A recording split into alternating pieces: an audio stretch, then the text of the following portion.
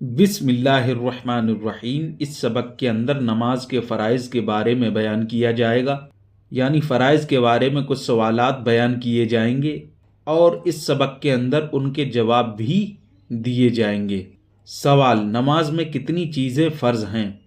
جواب: نماز میں 6 چیزیں فرض ہیں: قیام، 2 قرات، 3 نمبر رکوع، 4 نمبر سجدہ، 5 نمبر قاعدہ اخیرہ، 6 نمبر خروج بسنعہ۔ سوال: قیام فرض ہے، اس کا کیا مطلب ہے؟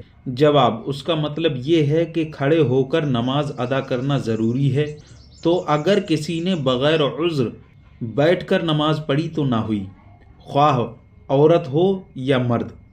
ہاں، نفل نماز بیٹھ کر پڑھنا جائز ہے۔ سوال: قراءت فرض ہے، اس کا کیا مطلب ہے؟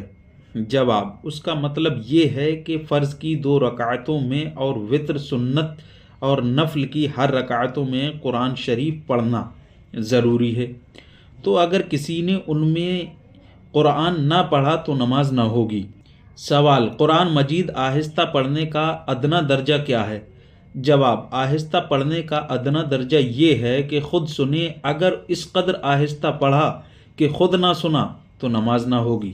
سوال: رکوع کا ادنیٰ درجہ کیا ہے؟ جواب: رکوع کا ادنیٰ درجہ یہ ہے کہ ہاتھ گھٹنے تک پہنچ جائے، اور پورا رکوع یہ ہے کہ پیٹھ سیدھی بچھا دے اور سر پیٹھ کے برابر رکھے اور اونچا نیچا نہ رکھے۔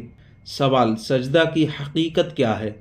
جواب: پیشانی زمین پر جمنا سجدہ کی حقیقت ہے، اور پاؤں کی ایک انگلی کا پیٹ زمین سے لگنا شرط ہے، یعنی کم سے کم پاؤں کی ایک انگلی کو موڑ کر قبلہ رخ کرنا ضروری ہے۔ تو اگر کسی نے اس طرح سجدہ کیا کہ دونوں پاؤں زمین سے اٹھے رہے تو نماز نہ ہوئی، بلکہ صرف انگلی کی نوک زمین سے لگی جب بھی نماز نہ ہوئی۔ سوال: کتنی انگلیوں کا پیٹ زمین سے لگنا واجب ہے؟ جواب: دونوں پاؤں کی 3 انگلیوں کا پیٹ زمین سے لگنا واجب ہے۔ سوال: قاعدہ اخیرہ کا کیا مطلب ہے؟ جواب: نماز کی رکعتیں پوری کرنے کے بعد التحیات و رسولہ تک پڑھنے کی مقدار بیٹھنا فرض ہے۔ سوال: خروج بسنعہ کسے کہتے ہیں؟